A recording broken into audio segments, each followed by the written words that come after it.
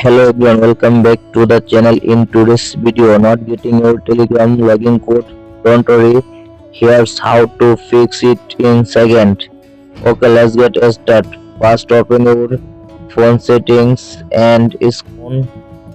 Then click on the apps icon and now search here Telegram app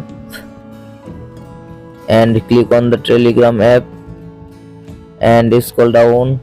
Then click on the storage option and clear check and clear data and back. Then click on the notification option and allow notification option, back, and now click on the permission option and click on the notification option and allow notification option, back.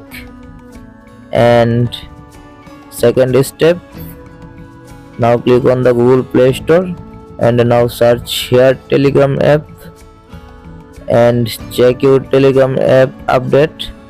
My Telegram app already updated. Okay, back. And third step, now restart your phone and reopen it in your phone and open the Telegram app and try again your verification code.